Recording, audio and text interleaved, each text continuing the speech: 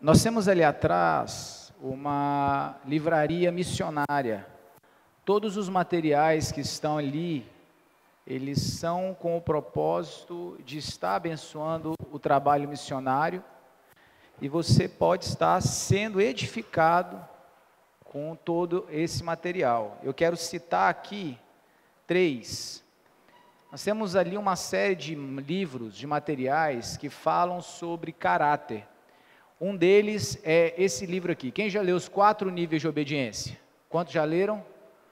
Amém. Nem todos leram. Esse é um livro que você não pode deixar de ler. Dos livros que o pastor José escreveu, 2 eles se destacam, que é a Ação da Cruz e os 4 níveis de obediência. Então, é um livro fundamental para que você compreenda mais dentro dessa perspectiva do caráter. A Adoração Profética, a Voz de Deus no Homem, do pastor Antônio.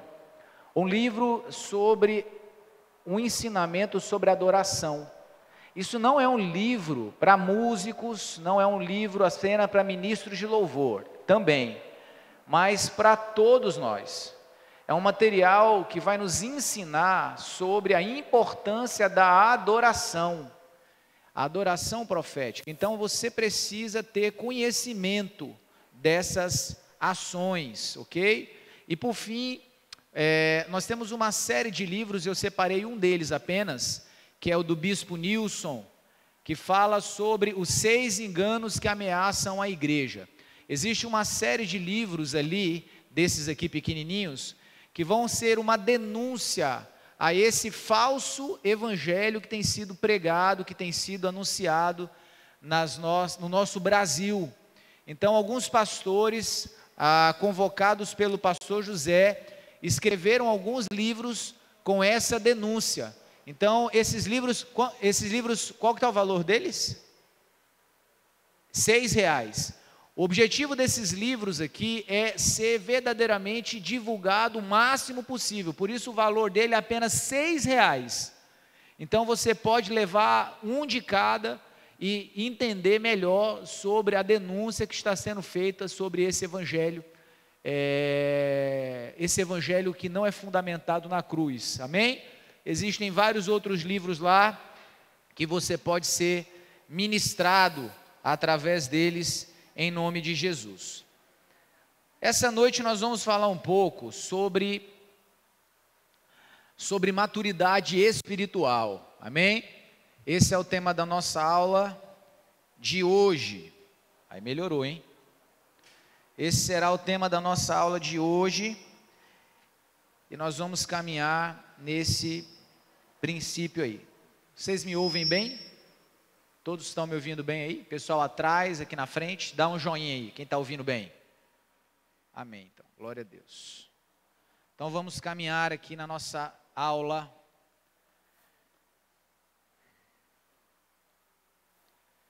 Essa noite está sendo uma noite aberta do intensivo, e você que porventura não conseguiu participar dos primeiros dias, mas queira a partir de segunda-feira se inscrever para participar de todas as noites, você vai poder fazer isso, amém? Vai se formar essa nova turma, que vai estar podendo também participar a partir da segunda-feira. Então, se você que está aqui hoje, veio a convite de alguém, e gostar e quiser continuar conosco, você pode fazer isso, amém? E a partir de segunda-feira se tornar um aluno frequente da escola. Se você quiser mais informações, aquela mesinha azul ali atrás, o pessoal vai estar lá para te passar os detalhes disso. O valor para aqueles que quiserem participar a partir de segunda é R$100. Então você pode estar conosco aí recebendo de Deus, em nome de Jesus, amém? Vamos seguir então? Vamos falar sobre maturidade espiritual. O primeiro ponto que nós vamos falar aqui, que nós vamos tocar sobre maturidade espiritual, é um ponto de introdução.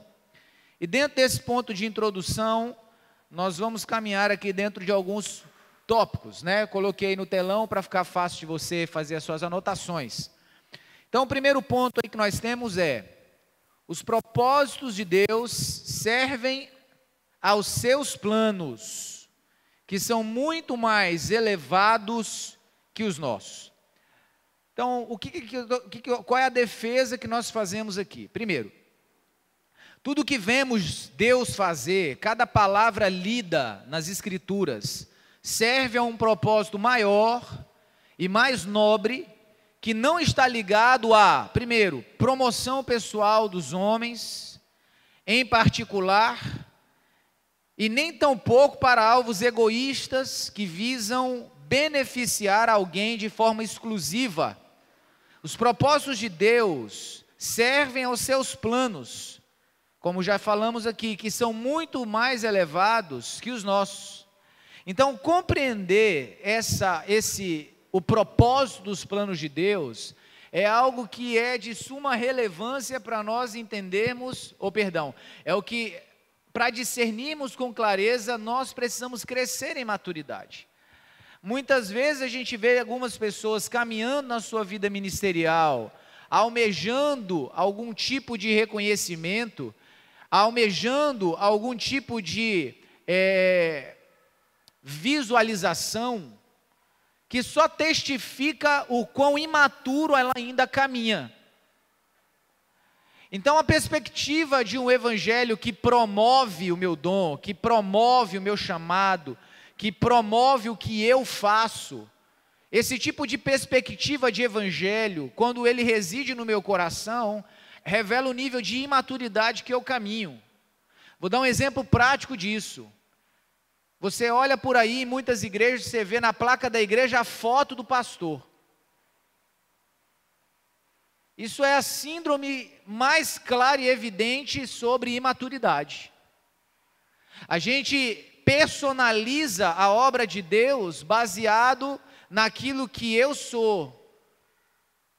Então, se eu sou o pastor, tudo gira em torno de mim. Esse tipo de equívoco, ele revela que ainda existe uma lacuna no meu coração que precisa ser levada a um processo de amadurecimento. Então, eu preciso discernir, em primeira instância, a maturidade vai me levar a discernir que o propósito de Deus não é para me promover. Olha para esse irmão lindo que está do seu lado, olha bem nos olhos dele, esses olhos aí de espirituais, fala assim: meu irmão, o objetivo de Deus não é promover o seu nome, nem seu ministério, nem sua denominação. E se isso ocorrer, é para que você glorifique o nome dele e não o seu. O objetivo de Deus nos colocar em condições de destaque, em posições de destaque, em posições que de alguma forma fiquemos expostos à mídia, a qualquer coisa do tipo, não é para que a gente se promova, não é para que promovamos o nosso nome. Lembrando que essa é a proposta de Babel. Em Babel era essa a proposta: vamos fazer uma torre alta, para quê? Para fazer célebre o nosso nome. A proposta do que está no coração de Deus é que Ele venha a ser glorificado, e a gente vê claramente isso na pessoa de Jesus.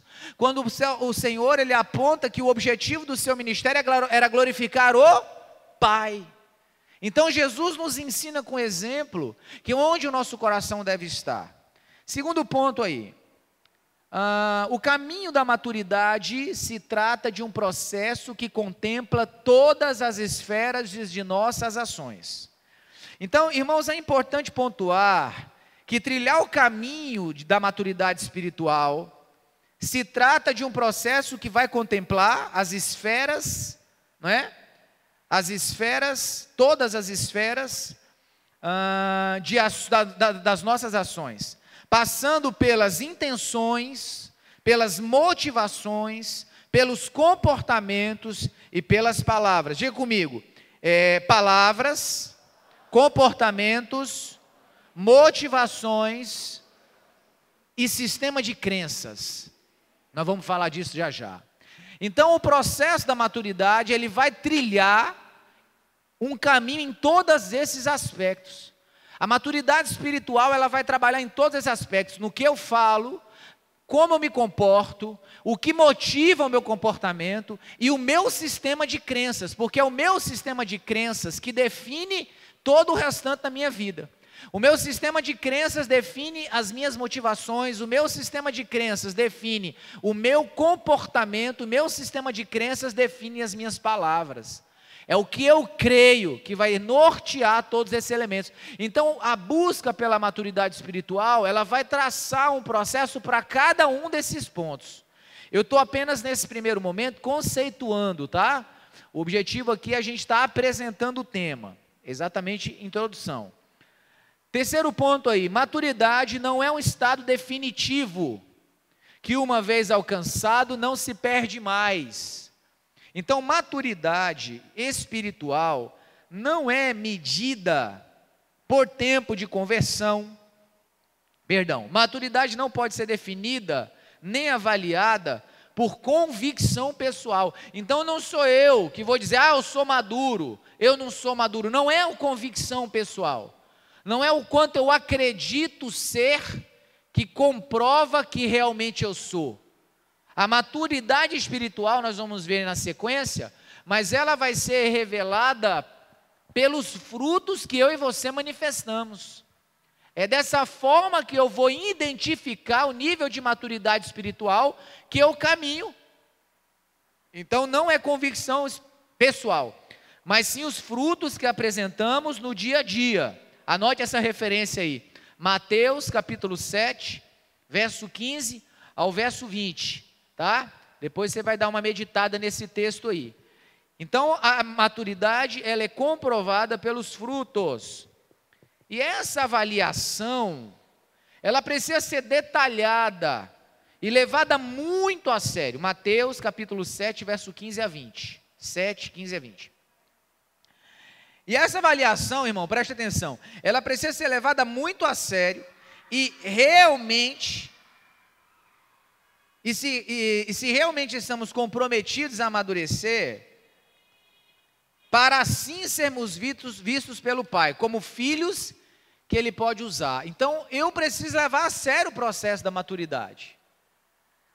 Eu preciso entender que é importante eu seguir o processo para que eu verdadeiramente comprove o crescimento nisso ou não. Avançando, maturidade não pode ser definida nem avaliada por convicção pessoal, já falamos. E o último, maturidade se dá na mesma proporção que você se permite ser tratado pela cruz. Escute, maturidade espiritual, ela não é medida por tempo de conversão, nem mesmo por tempo de atividade ministerial. Pastor, eu tenho 10 anos de pastorado, eu tenho 10 anos de diaconato, eu sou presbítero há 15 anos. A maturidade espiritual, ela não é definida por tempo de atividade ministerial, mas a maturidade, ela se dá na mesma proporção que você se permite ser tratado pela cruz. Então preste atenção nisso. Você pode ter 40 anos de crente e ainda assim não amadurecer. Você pode ter 30 anos de ministério e mesmo assim continuar imaturo espiritualmente falando. Então a maturidade espiritual, ela vai se dar na mesma proporção do que você se deixa ser tratado pela cruz. E aí você vai fazer nota da aula sobre altar, que nós ministramos, que dia mesmo? Quinta? Acho que foi anteontem, né? Não lembro. Ministramos aí para trás. Então, a ação da cruz na sua vida é o que vai definir o quanto você tem andado em maturidade. Inclusive, para quem está vindo só hoje e não viu a aula sobre altar, ainda tem alguns livros ali atrás de altar. Tem quantos livros ainda aí? Tem uns 6, 7, né? 8. Ainda temos 8 ali. Então, você pode comprar e entender melhor o que nós ministramos no dia da aula, que você não pôde estar aqui. É importante você entender o quanto a ação da cruz precisa trabalhar na sua vida para que o processo da maturidade ele siga. Maturidade não é um estado definitivo, ok? Que você, uma vez que alcançou, não perde mais. Não é assim. Por essa razão que Jesus nos instruiu lá em Lucas, capítulo 9, verso 23. O que Jesus diz lá em Lucas 9, 23? Se alguém quer vir após mim, tem que fazer o quê? Negar a si mesmo e tomar a cruz todos os dias. Tem que tomar a cruz todo dia. Ou seja, o processo da ação da cruz, ele é diário. Então, o processo da maturidade também acaba se tornando um processo diário. Ele não é definitivo, eu alcancei, agora eu não perco mais. Não, se você não manter esse desenvolvimento em maturidade, ele vai regredir. Diga comigo assim, olha, colocar o ponto morto é o mesmo que regredir. Eu estou usando a mecânica de carro. Quando você coloca o neutro, ponto morto no carro, automaticamente você começa a regredir. Então, irmão, com Deus, ou você engata primeiro e caminha, ou você vai caminhar para trás. É assim o processo da maturidade espiritual, ok? Quem está entendendo, diga amém. Ok. Então, devemos todos os dias tomar a nossa cruz. O que isso significa? Mortificar a natureza carnal, que insiste em buscar espaço em nosso ser para a sua manifestação. Esse também não é um processo instantâneo. Ninguém dorme imaturo e acorda maduro, e o contrário também. Esses processos, eles não são processos instantâneos. O problema da nossa geração é que é uma geração imediatista, tudo a gente quer para ontem. A gente começa a orar hoje, a gente já quer que o céu se abra amanhã. A gente começa a ler Bíblia hoje, amanhã a gente já quer sair pregando. Então nós precisamos aprender a sermos profundos nas coisas, naquilo que estamos edificando em Deus. Então antes a gente ministra muito para jovem. Então tem uma coisa que a gente fala muito para os jovens, é o seguinte, não é? Antes de você querer sair por aí revolucionando o mundo, aprenda a arrumar seu quarto primeiro. Já é um bom começo. Se você aprender a arrumar sua caminha, quando você levanta da cama, já é um bom começo. Porque muitas vezes a gente acha que conhece tudo, acha que aprendeu tudo, acha que sabe tudo, acha que pode sair destruindo tudo que foi construído. Calma lá, amiguinho. Muita calma nessa hora. Eu creio que Deus está levantando uma geração que vai caminhar numa velocidade muito mais alta. Mas calma lá. Calma. Tudo no seu tempo. Vamos aprender o básico primeiro. Vamos aprender a lavar o pratinho que come primeiro. Vamos aprender as coisas básicas, não é? Vamos aprender a entender os processos, para depois você entender se tem alguma coisa boa para acrescentar ou não. Eu acho curioso que na maioria das vezes as pessoas que surgem com muitas ideias são aquelas que menos estão dispostas a somar força. Trocando em miúdo, geralmente quem muito critica, pouco faz. É assim ou não é? Sim ou não? Ou o povo aqui é mais crente? Às vezes o povo aqui do São Luís é mais crente, mas lá em Brasília, irmão, as coisas é assustadoras às vezes, né? Ah, quem inventou de pintar essa parede de amarelo? Que cor horrorosa. Onde é que você estava no dia que a gente veio pintar? Onde é que você estava no dia que a gente juntou dinheiro para poder comprar a tinta? Então, irmão, quem muito critica, pouco faz. Dá um sorriso para mim. Amém? Glória a Deus, segura firme aí. Vamos lá. Tá. Segundo ponto que nós vamos trabalhar agora aqui, discernindo a maturidade. Vamos lá.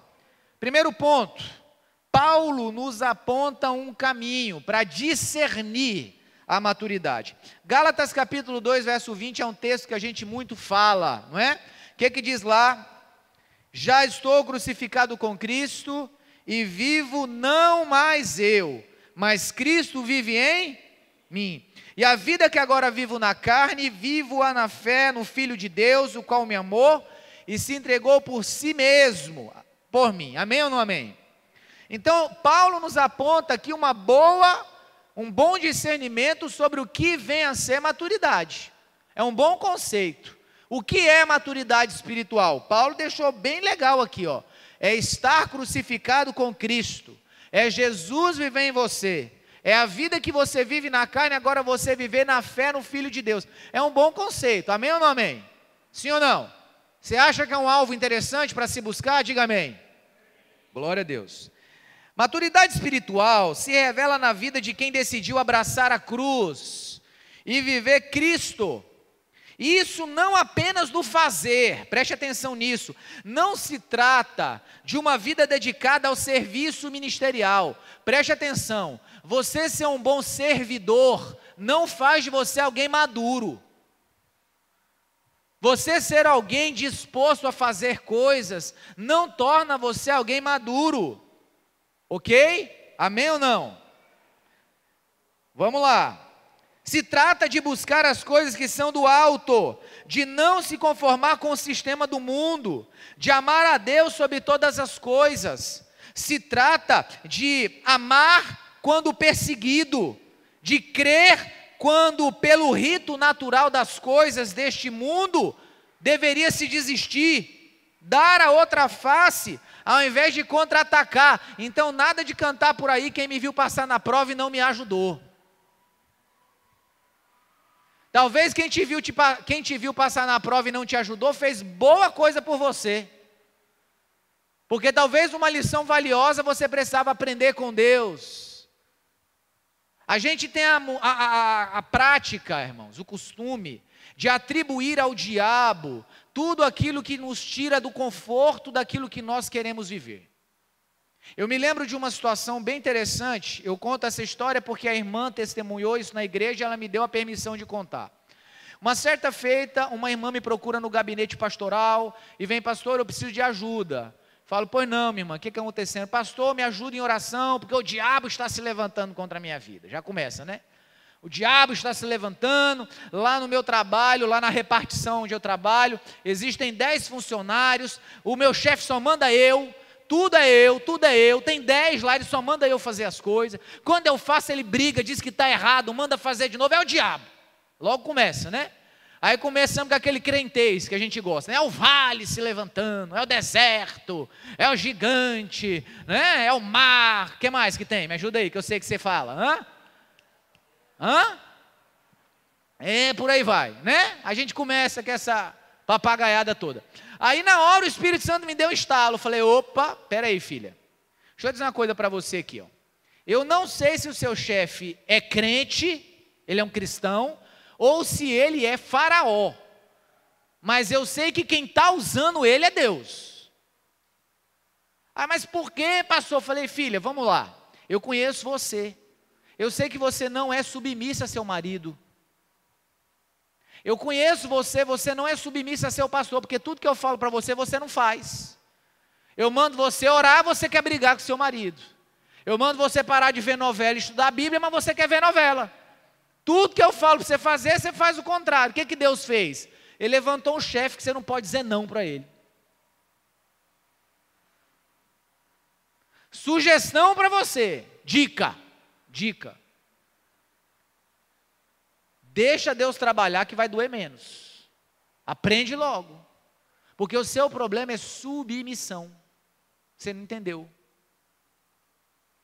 Então a gente tem esse costume de culpar o diabo, de culpar as pessoas. Eu vou entrar nisso depois, então não vou nem entrar muito aqui.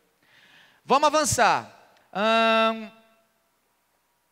Ok, como saber então se eu sou maduro? Você pode copiar esses tópicos que estão aí no telão, que nós vamos estar falando neles aí, tá? Como saber se sou maduro? Ou que nível de maturidade eu já alcancei? Lembrando que não estamos falando de uma maturidade natural ou biológica, que pode ser adquirida com experiência de vida. Apesar de que a maturidade biológica, a idade, ela pode contribuir para a maturidade espiritual. Quando? Quando ela trabalha no nosso coração para nos tornar menos instáveis. O jovem, de forma natural, ele já goza de uma certa instabilidade. Ele já tem, por causa da idade, um certo perfil de instabilidade, de oscilação natural da idade. Então, à medida que a gente vai amadurecendo na idade biológica, avançando os anos, eles vão nos tornando mais estáveis. Então, nesse ponto, a idade ajuda, mas não define Não define. Então, como saber? Bom, nós temos aí, a maturidade espiritual se revela na vida de quem decidiu abraçar a cruz. A maturidade espiritual depende totalmente da entrega, a ação da cruz na minha vida, no meu altar. E agora eu estou falando aqui da análise sistemática. Enxergue a maturidade, uma forma de a gente discernir, como uma régua, como está aí no telão. Nessa régua nós temos Adão, lá no nível 0 de maturidade, e nós temos Jesus, como padrão máximo de maturidade. Por que Adão e Jesus? Porque Adão, irmãos, ele experimentou algo que nenhum de nós experimentou. Porque ele experimentou a vida sem a existência da natureza carnal dentro de si. Adão não tinha natureza carnal antes da queda. Então ele viveu um momento da sua vida em que ele estava livre de qualquer assédio interno para conduzi-lo à prática e à vivência do pecado. Adão ele só podia ser tentado de forma exterior e não de maneira interior. Então ele experimentou uma realidade que nenhum de nós experimentamos. Então Adão, ele se revela para nós como esse nível 0 aí de maturidade. Eu vou começar falando o nível 10 de maturidade. Na verdade não vou falar, eu só vou citar, porque o pastor Hércules está dando aula sobre isso. O pastor Hércules está dando aula sobre as 7 colunas do caráter de Jesus. As 7 colunas do caráter de Jesus vão nos apontar características de Cristo que revelam o comportamento de um crente maduro, que tem que buscar. Então eu não vou falar disso, porque você já está ouvindo isso em outra aula. Eu vou trabalhar com você então a outra ponta, o nível 0. Na outra ponta dessa escala, nós vamos avaliar o comportamento imaturo, utilizando como referencial Adão, que representa para nós, como já falamos, o ponto mais inferior da maturidade. Vamos lá então. Como que a gente vai avaliar Adão? Vamos avaliar algumas características de Adão aí. A primeira característica de Adão que nós vamos avaliar está em Gênesis, capítulo de número 2, verso de número 16 e 17. Qual é esse princípio de imaturidade? Chama-se desobediência. Diga comigo, desobediência. Ordenou Deus ao homem dizendo: de toda a árvore do jardim podeis comer livremente, mas da árvore do conhecimento do bem e do mal, dessa não comerás, porque no dia em que dela comerdes, certamente morrer. Deus deu uma ordem direta, sim ou não? Essa ordem está clara, sim ou não? Não tem dúvida, não pode comer, acabou. Todas as outras, liberado. Essa, não. Então, a primeira característica da imaturidade espiritual se aponta na desobediência deliberada. A desobediência às direções claras e específicas dos princípios estabelecidos por Deus para nós segura o crescimento, mostram o quanto ainda é preciso amadurecer, visto que geralmente essa desobediência é fruto de questionamentos, preste atenção nisso, sobre o real valor do ensinamento, ou mesmo uma não concordância de sua lógica. Paulo, certa feita, instrui a Timóteo: porquanto chegará o tempo em que não suportarão a sã doutrina, ao contrário, sentirão coceira nos ouvidos, reunirão mestres para si mesmos, de acordo com as suas próprias vontades. Tais pessoas recusarão a dar ouvidos à verdade, voltando-se para os mitos. Então a desobediência, ela nasce desse pressuposto, quando eu questiono o real valor daquela direção que foi dada. A palavra do Senhor está dizendo: você tem que perdoar. Aí eu começo a questionar: será que eu tenho que perdoar mesmo?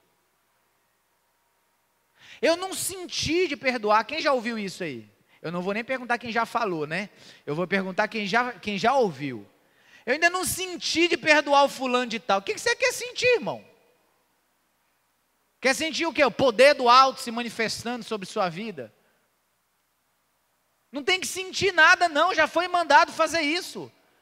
Pedro chegou todo espiritual para Jesus, achando que era crente demais, né? Jesus, quantas vezes eu tenho que perdoar meu próximo? Porque eu sou um cara espiritual, sou um cara crente. Eu tenho que perdoar 7 vezes, Jesus. Acho que ele ia achar que Jesus ia responder: não, Pedro, 3 está bom. E Jesus olha para ele: Pedro, você não entendeu não. Deixa eu tentar explicar melhor para você. Vamos começar com 70 vezes 7. Então não tem que esperar sentir nada. Quem esteve na aula de altar, lembra do exemplo que eu dei, onde Jesus me ensinou sobre perdão. Quantos estavam aqui na aula? Irmão, você não tem direito de se sentir ofendido. Como não, pastor? Você não estava na minha pele, você não ouviu o que eu ouvi, você não sentiu o que eu senti, e você também não estava na cruz, carregando os pecados não só seus, mas de todo mundo. Você também não estava lá. E sabe por que você não estava lá? Porque Jesus resolveu perdoar você. Porque Jesus decidiu remir você. E agora você acha que tem direito de se sentir ofendido com o que alguém fez? Lembre-se o que Jesus ensinou sobre a oração, quando ele fala sobre a oração. E lá no final ele diz assim, olha, se você não perdoar o pecado do seu irmão, eu também não perdoarei o seu. Eu não sei você, irmão, talvez você é muito espiritual, você não está precisando do perdão de Jesus mais. Eu estou precisando. Então eu prefiro o caminho da misericórdia. Então eu estou perdoando, irmão. Pensa alguém que está perdoando eu. Perdoo, até quem não fez nada eu estou perdoando. Por quê? Porque eu preciso do perdão dele. Ah, mas eu fui ferido. Quantas vezes você feriu a Jesus? Quantas promessas você fez e não cumpriu? Quantas palavras você disse para ele? Quantas vezes você mentiu? Quantas vezes você furtou? Quantas vezes você maltratou? Quantas vezes você se prostrou diante do altar pedindo perdão e você foi perdoado? Que direito você tem de não perdoar? Então eu preciso aprender, irmãos, que a desobediência ela retrata isso. Eu não entendi o valor real. Jesus mandou orar, você não ora todo dia. Você não lê Bíblia todo dia. Mas ele mandou fazer. Por que você não faz? Porque você não entendeu o real valor dessas direções, ou você não concorda. Agora eu acho curioso, como nós não vamos concordar com o que Deus fala? Deus, eu acho que o Senhor está muito radical nesse negócio aí. Não precisa disso tudo, não concordo. É isso que acontece quando essas pessoas começam a fazer deuses para si. Deuses que concordem com o que elas querem viver. Eu quero ter um Deus que concorde com o divórcio, então eu vou fazer um Deus para mim. Eu quero ter um Deus que concorde com fornicação, eu quero fornicar um monte antes de casar, então eu quero um Deus que concorde com isso. Não, eu quero um Deus que permita a gente enfiar o pé na cachaça, porque eu gosto de beber, então eu vou ter um Deus que faça essas coisas para mim. Ou eu crio um Deus para me adorá-lo, ou eu creio no Deus da Bíblia, irmão. E creio naquilo que ele ensinou, como ele ensinou. Quantos podem dar um amém aí? Amém. Segunda característica de imaturidade, a fuga. Verso 8 do capítulo 3 de Gênesis. E ouvindo a voz do Senhor, que passeava no jardim, ao virar do dia, esconderam-se o homem e sua mulher da presença do Senhor Deus, entre as árvores do jardim. Um segundo sintoma da imaturidade espiritual é a fuga. Os confrontos necessários, quando estamos em um caminho de erro, são imprescindíveis para um alinhamento. Evitá-los mostra que nosso discernimento sobre o plano de Deus para nós está comprometido. Se esconder pode aparentar ser uma saída fácil. Contudo, além de ser impossível, anote agora uma referência aí. Salmo 138, verso 7 ao verso 14. Salmo 138, do 7 ao 14. Esconder-se de Deus é impossível.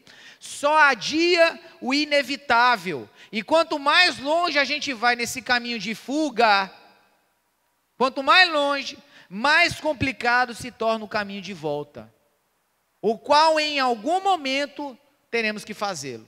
Deus é misericordioso e suas misericórdias se renovam a cada manhã, e elas são a causa de não sermos consumidos, e nele devemos depositar nossa esperança, pois o Senhor é misericordioso para aqueles que o buscam. Então eu não preciso fugir, porque eu não vou encontrar um Senhor com um chicote na mão esperando para me açoitar. Eu vou encontrar um pai de amor, com um anel na mão, com novas vestes, com sandália esperando para me restaurar a condição de filho. Eu não preciso fugir, eu posso ir lá. Talvez ele vai me dar umas varadas, mas o pai, o bom pai, é aquele que corrige o filho. Na verdade, provérbio é tão intenso que ele diz que o pai que não corrige o filho não ama. O pai que esconde a vara do seu filho não o ama. Então você muitas vezes acha, não, é um absurdo, eu vou corrigir o meu filho com a vara. Não, você está impedindo que ele seja uma pessoa de bem, você não ama seu filho. O bom pai corrige. Então eu não preciso fugir. Quando a gente percebe algumas pessoas fugindo de alguns confrontos, lá, irmãos, nós falamos muito sobre discipulado. E se tem uma coisa, irmãos, que é matemática, 2 mais 2 é igual a 4, quando você vê que alguns irmãos começam a faltar culto, começa a faltar discipulado, pode saber que tem BO. Todo mundo sabe que é BO aqui? Pode saber que tem um BO, irmão. Cadê o fulano? Não veio. Aí você manda o zap, o cidadão recebe, mas não visualiza. Está fugindo do confronto. Tem BO. Pode saber. Meu filho, você não veio no discipulado. Sabe o que é? Porque eu estava... gaguejou demais. Vai, confessa logo. Fala aí, cadê o tatu? Depois eu conto a história do tatu para vocês, viu? Confessa. Põe para fora, não precisa fugir. Ninguém está aqui para te matar, nós estamos aqui para te ajudar. É um absurdo, irmãos, ver que muitas igrejas tratam disciplina como um momento, sabe, um momento quase, sei lá, do que chamar. Tem lugares que a gente vai por aí, que a gente sabe das histórias assim, o fulano está de disciplina. Ele tem um banco especial para ele, é o banquinho da disciplina. Não pode sentar junto com os irmãos. Você vai sentar lá no banquinho da disciplina. Você vem para a igreja, nem a paz do Senhor você pode dar, que você está de disciplina. Está proibido dar a paz do Senhor. Como assim, irmão? Que conversa é essa?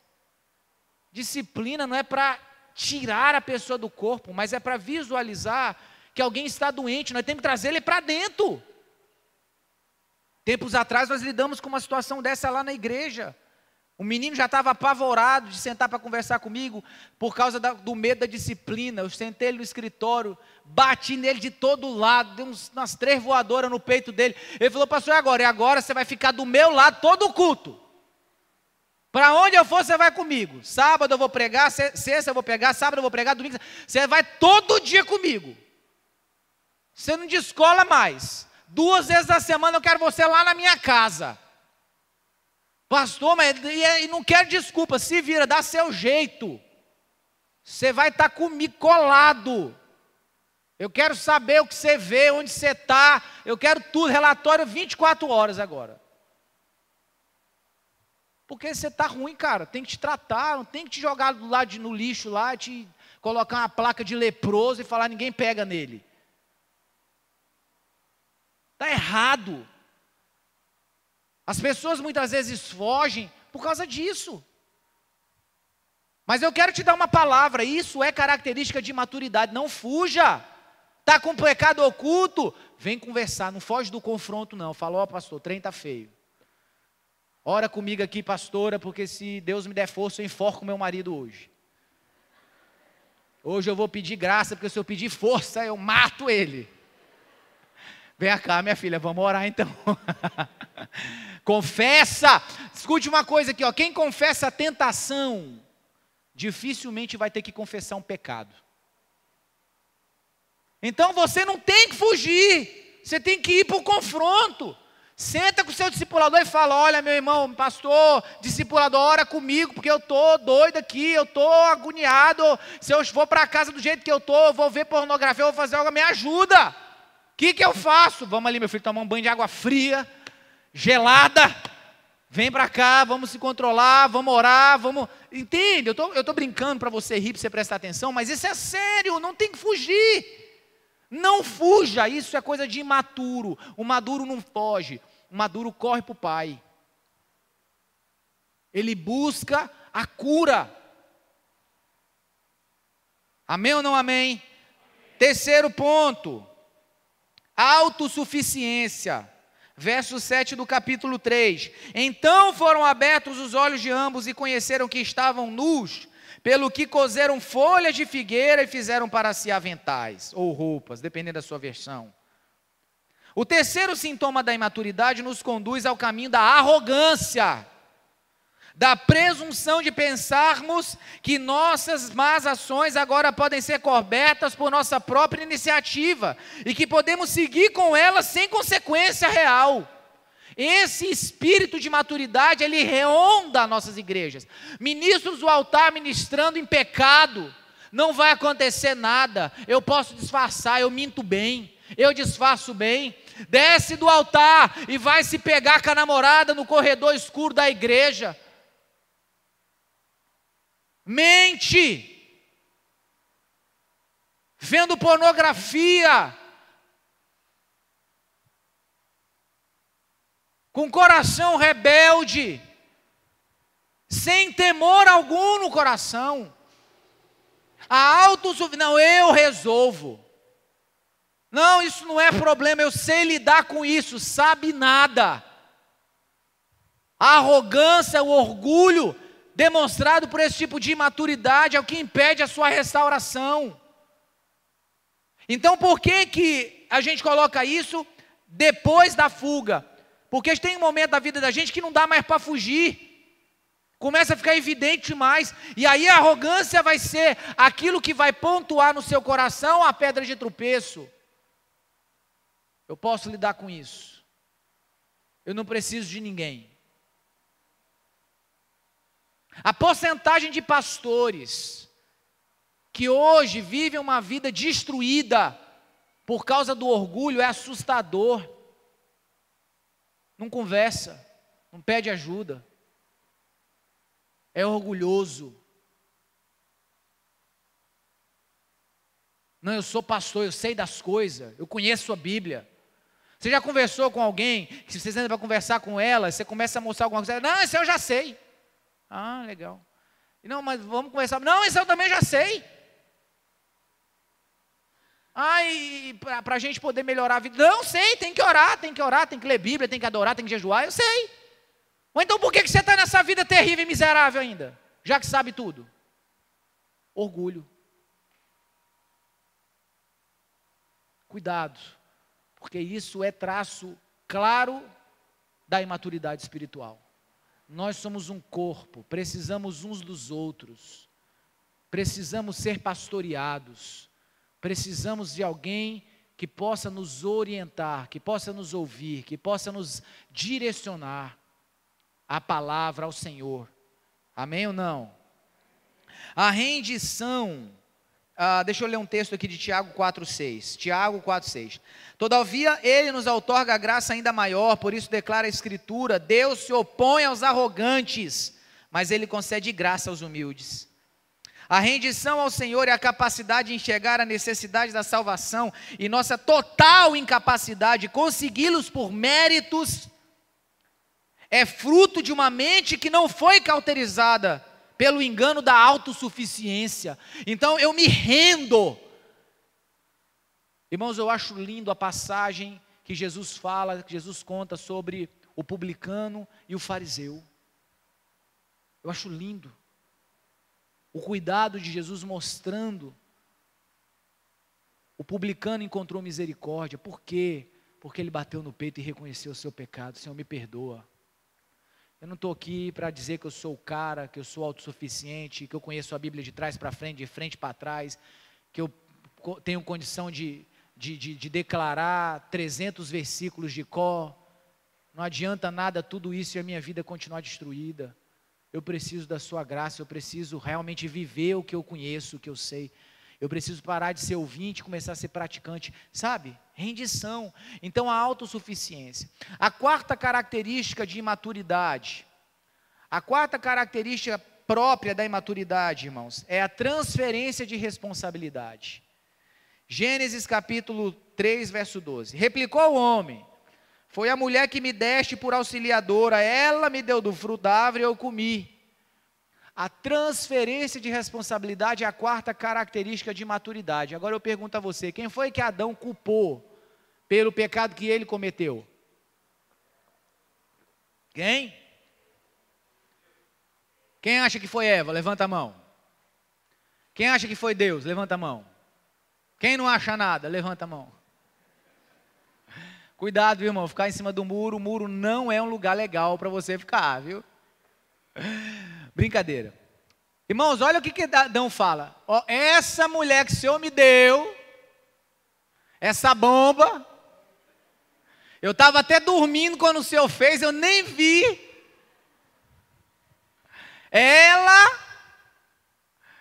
Ele teve a audácia, irmão, de responsabilizar a Deus pelo seu erro. Olha para esse crente lindo que está do seu lado e fala assim: meu irmão, o erro do seu próximo não justifica o seu. Ah, sabe por que eu explodi com aquela pessoa? Porque ela pisou no meu pé. O erro do seu próximo não justifica o seu. Ah, eu tratei aquele irmão daquele jeito, porque um dia eu fui falar com ela não falou comigo. O erro do seu irmão não justifica o seu. Ah, eu não dei a paz do Senhor para aquele irmão, porque um dia eu estava entrando na igreja, ele não deu a paz do Senhor para mim. Largue de ser menino. Cresça. Largue de imaturidade. O erro do seu irmão não justifica o seu. Assuma as responsabilidades do que você faz. Você pecou porque você quis. Você pagou o mal com o mal porque você quis. Você tinha uma escolha e optou a justificativa do erro do outro. Você escolheu o seu caminho. Escute o que eu vou dizer, anote essa frase aí que eu vou dizer para você. Você pode não estar no lugar em que você sonhou. Você pode não estar no lugar em que você sonhou. Mas você está exatamente no lugar onde as suas escolhas te levaram. Talvez você sonhou estar em um outro lugar, um outro nível, em uma outra realidade. Mas você está exatamente no lugar onde as suas escolhas te levaram. Então para de culpar os outros. Para de culpar a circunstância. Para de culpar as pessoas que estão ao seu redor. Para de ficar achando culpados. Eu vou pedir desculpa primeiro, para depois falar. Desculpa talvez a forma com que eu vou falar, ou a severidade das palavras, mas acredite que eu estou falando isso em amor, e em muito temor também. Pare de responsabilizar as pessoas pelos fracassos que você mesmo causou a você.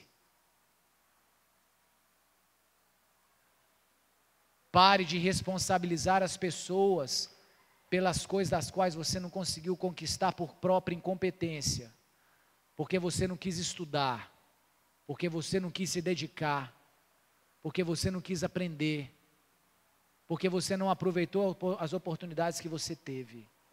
Pare de achar culpados. Pare de responsabilizar as pessoas que estão perto de você. Ah, eu nunca cresci no ministério porque o meu pastor não tem visão. O que é crescimento para você? É estar na placa do outdoor?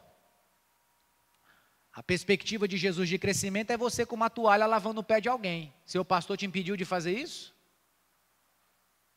Em algum momento ele diz: está proibido nesse lugar as pessoas lavarem um pé uma da outra.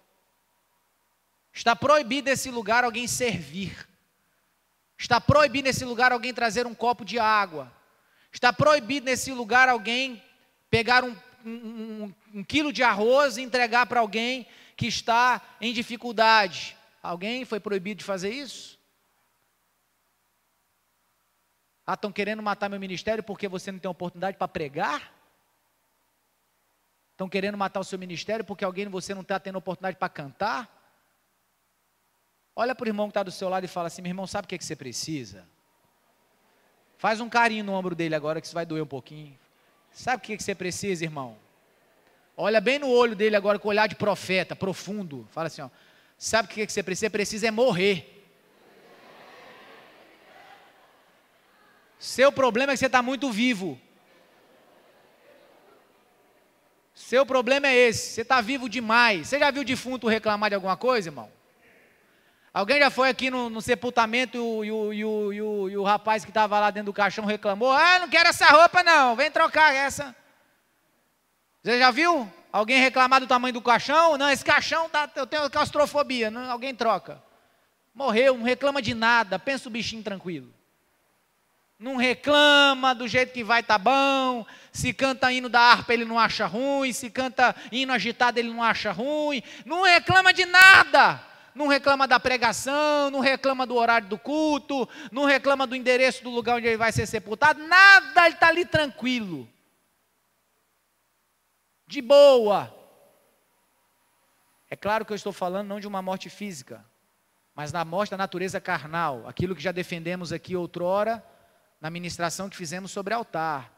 O problema é que a nossa natureza carnal, ela não está morta como deveria estar, por isso a gente reclama tanto. Se está calor, reclama. Se está frio, reclama. Se a igreja é longe, reclama. Se a igreja é perto, reclama. Se tem muito culto, reclama. Se tem pouco culto, reclama. Se a igreja ora muito, reclama. Se a igreja ora pouco, reclama. Se a cadeira tem cadeira boa para sentar, o pastor está investindo em coisa que não precisa. Se a cadeira é dura demais para sentar, o pastor não investe em nada nesse lugar. Vive em função de reclamar. Tem que morrer. Crente começa a dar trabalho quando para de orar. A primeira coisa que eu pergunto quando começam uns crentes lá a começar a dar trabalho, eu falo: filho, como é que está a sua vida de oração? Não, pastor, eu não vim aqui falar disso não, mas eu quero falar disso. Como é que está a sua vida de oração? Então, irmãos, essa terceirização da responsabilidade é uma característica de maturidade que tem que acabar. Eu tenho que parar de terceirizar. Eu tenho que assumir a responsabilidade. Amém ou não amém? Vamos avançar aqui, que o horário está passando. Ok. Como nós vamos avaliar os processos de maturidade na nossa vida? Partindo agora para o processo de o que fazer. Já apresentei o tema. Já mostrei como ele é importante. Agora, o que fazer, pastor? Plano de ação. Faço o que para me tornar alguém mais espiritual? Bom, primeira coisa, eu tenho que aprender a autoavaliar. A autoavaliação é o caminho para o processo de maturidade, porque é impossível, ou melhor, é muito difícil que essa avaliação seja feita por terceiros. Por isso Paulo, ele diz: olha, avalie-se o homem a si. Porque é esse exercício que nós temos que fazer. Em que aspectos? Diga comigo: pensamentos. Mais alto: pensamentos. Só quem quer morar no céu agora. Pensamentos. Atitudes. Comportamentos. Esses três ambientes são os ambientes que eu preciso aprender a me autoavaliar. Então eu preciso examinar o que tem permanecido nos meus pensamentos. O que eu tenho deixado ficar aqui dentro? Olhe para mim e preste atenção no que eu vou lhe dizer. A tentação é inevitável, mas o pecado, ele é uma escolha. Nenhum de nós está livre de ser tentado. Todos nós podemos ser tentados e vamos ser tentados em algum momento, em algum ambiente da nossa vida. Agora, o pecado, ele é uma escolha. É um caminho que você toma. Então eu preciso, muitas vezes a gente é bombardeado no pensamento, um monte de pensamento ruim. Aí às vezes você pensa: meu Deus, eu não sou espiritual, eu sou uma pessoa maligna, estou cheio de pensamento errado. Não, não, você pode ser tentado. Agora, o que você permite ficar no seu pensamento vai mostrar o nível de maturidade que você tem. Então o que você está deixando ficar aí dentro? O que você deixa permanecer aí dentro? Dica. Boa dica para guerra na mente, guerra de maus pensamentos: a adoração. Adoração, irmãos, é uma arma poderosíssima para a batalha na mente. Se você sofre um processo de batalha na mente, de pensamento ruim, querido, adore. Liga o sonzão lá na sua casa, põe um fone de ouvido, faz qualquer coisa, vai adorar, vai louvar, vai engrandecer, vai entronizar a Deus. A adoração através do louvor é uma ferramenta poderosa para combater isso. Segundo ponto, o que eu chamo de atitudes? Eu chamo de atitudes aquelas ações que saem de nós de forma automática, as respostas automáticas da alma. Exemplo que eu dei na nossa aula sobre altar. Você está andando de carro, aí lá no meio do caminho, nós até passamos por uma situação interessante dessa, né? Nós estávamos vindo de carro, de repente vem um ônibus do meu lado assim, ó. Não é? Alguém vai e fecha você no meio da estrada. Qual é a primeira coisa que você fala? Glória a Deus, não é isso que você diz? Quando alguém fecha você no meio do trânsito?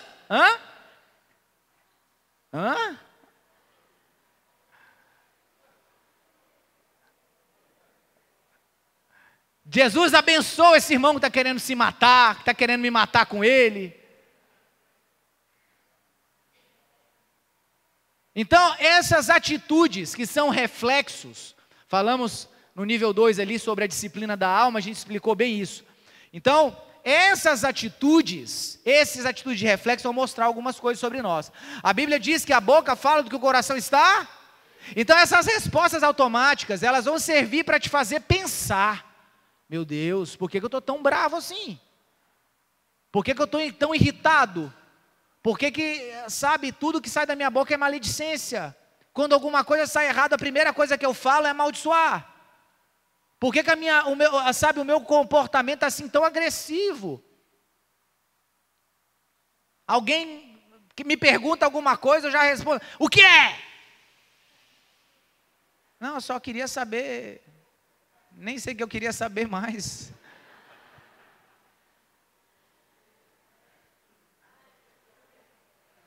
Por que eu estou assim tão agressivo? O que está acontecendo?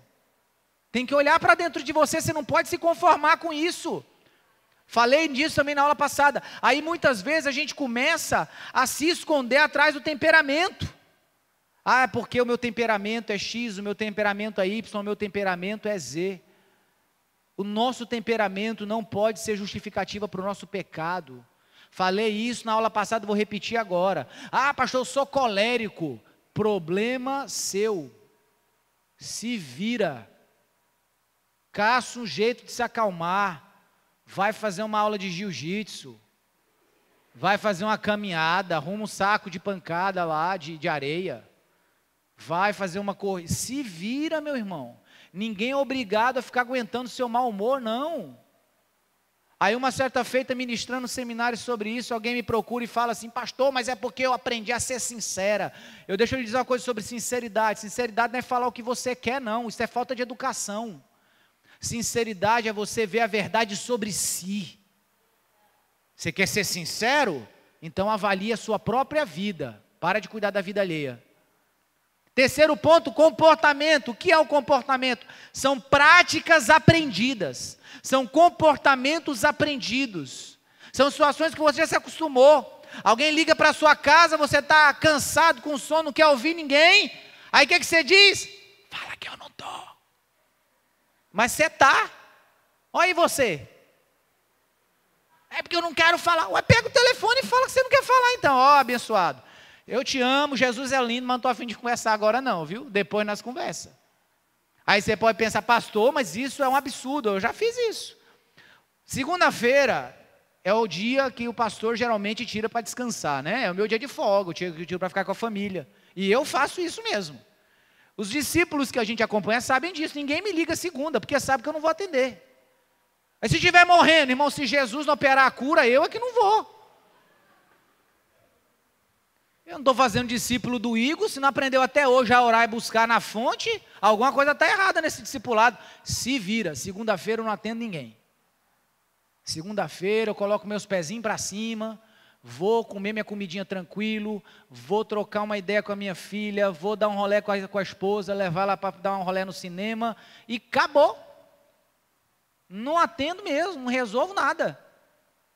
Por quê, irmãos? Porque nós precisamos aprender a corrigir alguns comportamentos errados que a gente acumula. Então você tem que avaliar isso, amém? Glória a Deus.